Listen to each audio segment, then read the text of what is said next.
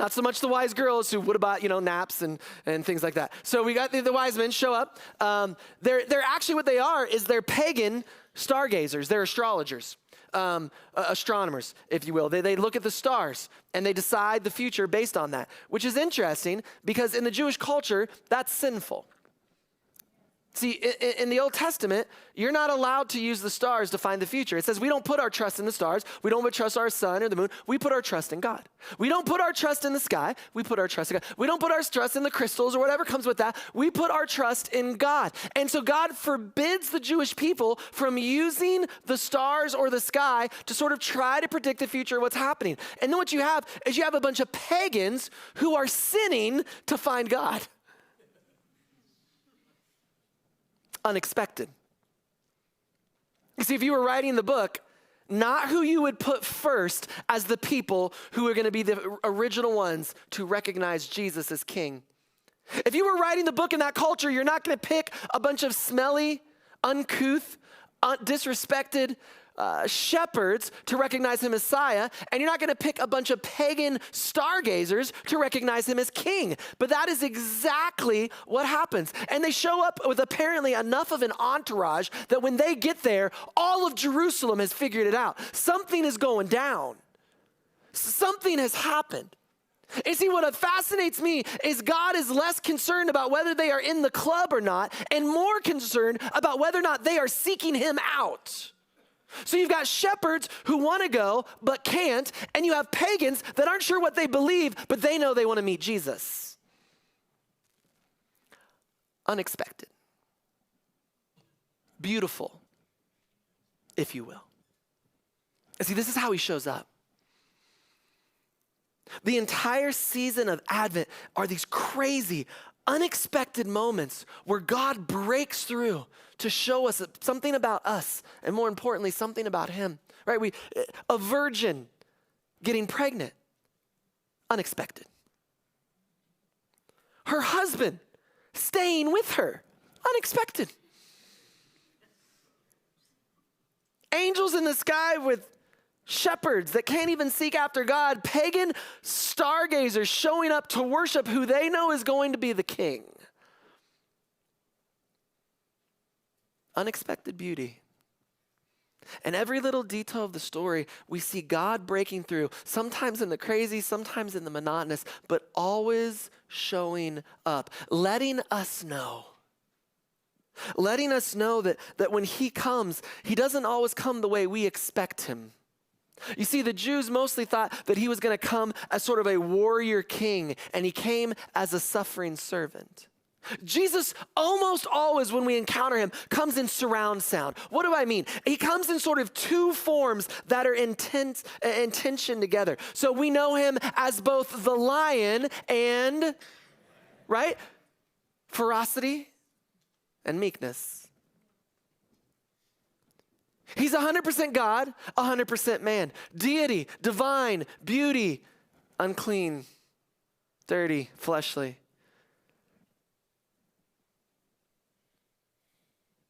He's both the warrior king and the suffering servant. But the Jews expected someone who would come and physically kick out the Romans and physically set up a kingdom. And what they weren't expecting was a baby. That was unexpected. And they certainly didn't expect the shepherds to be the first one to come and worship him. And they certainly didn't think a bunch of pagans would show up and try to seek him out. See, where the high and mighty and the elite and the religiously savvy and the theologically sound were asleep, the shepherds and the pagans were bowing before Jesus. And that's the beauty of this season. See, what we have is this tension of the waiting, and it's this already come because we're celebrating the coming of Christ and the announcing and the starting of his kingdom, but it's also the not yet here. He has come.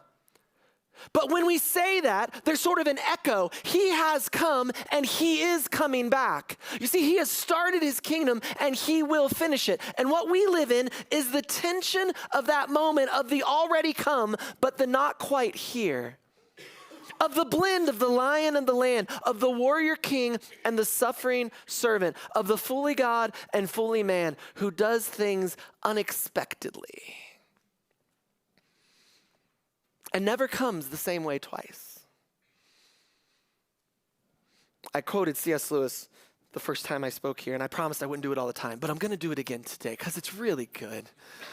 There's this moment in the second book where the children don't understand why Aslan hasn't shown up in his glory and his splendor the way he did the first time. And finally he finds Lucy and she says, well, I thought I saw you and I was going to come and get to you, but I was afraid. I didn't know what they would think. And he said, well, why would that stop you? And she asked him, she says, well, why didn't you come and show up and defeat evil the way you did last time? And Aslan looks at her and says, darling, I never come the same way twice. And so while the Jews were sort of expecting this warrior king to show up like David was, they got a baby, born of a virgin, laid in a stable, worshiped by unclean shepherds and unbelieving pagans. And it's unexpected, but it's beautiful.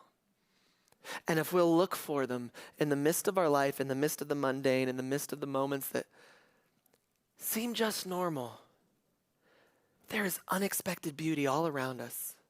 God is showing us these signs all around us of the unexpectedness of his love and of his grace. And I think the best way to illustrate that or celebrate it today is with communion. Go ahead and grab your cups. If you got one on the way in, I hope you did. You can go ahead and start pre-opening them. I know they're a little difficult, especially that second part. I was an idiot and wore a white shirt today.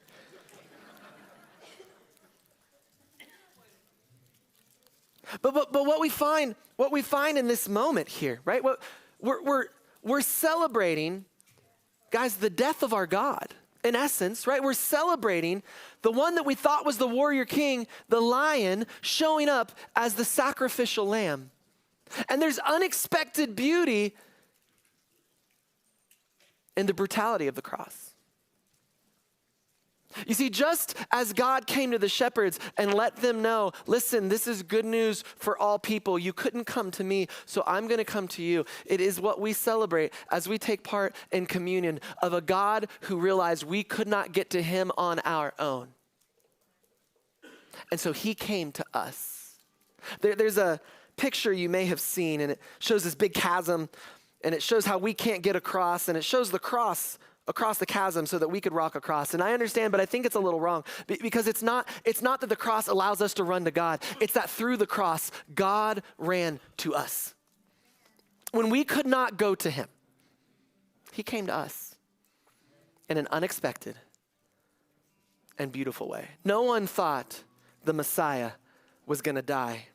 And once he died, certainly no one thought he was going to come back, but he did.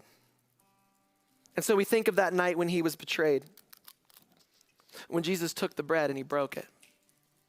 And he said, this is my body broken for you. Take the bread. And in the same way, he took the cup and he blessed it. And he said, fellas, this is my blood. That was unexpected. He said, this is my blood shed for you, a new covenant. And I want every time that you do this in remembrance of me. And so when we take this cup here in a moment together, we are reminded of the beauty of the cross, of the beauty of the resurrection, of the beauty of this season and the unexpected beauties around us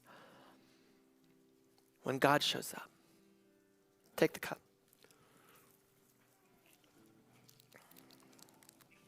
Would you stand with me? We're going to pray together, and then we're going to sing in response to God. Would you pray with me? Lord, I am thankful that you show up in unexpected ways. God, if life would have gone as I have planned, I know it would not have been as good as this. But you've shown up with your providential grace. And so I thank you today for unexpected beauty. I thank you today for your life, for your death, for your resurrection, and for the promise that you have given us and the peace that we can have, that you are coming back as we live in the tension of the already come, but the not yet here. Amen. Would you sing with us?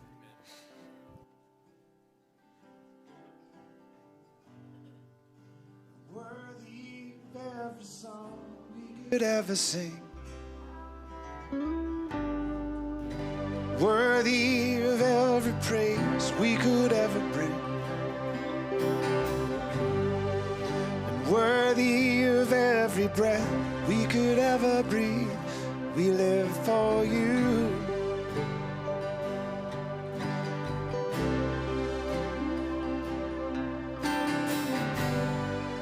And Jesus, the name above every other name. Jesus, the only one who could ever save. Worthy of every breath we could ever breathe. We live for you. We live for you. And holy, there is no one like you. There is none beside you. Open up my eyes in wonder and show me who you are and fill me with your heart and lead me in your love to those around me. And I will build my life upon your love.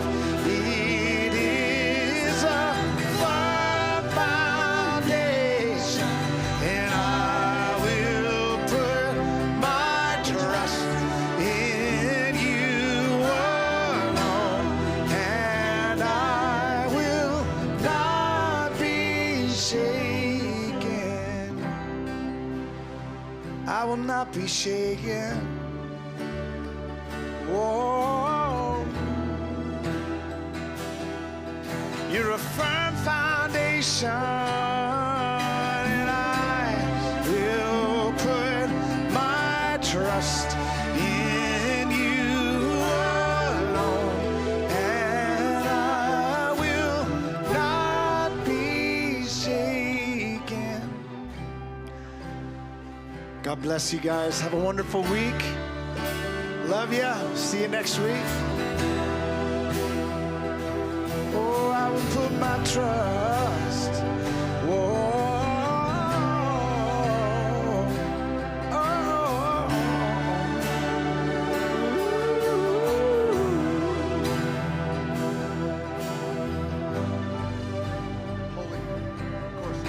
Holy, there is no one like you.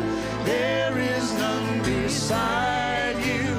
Open up my eyes in wonder.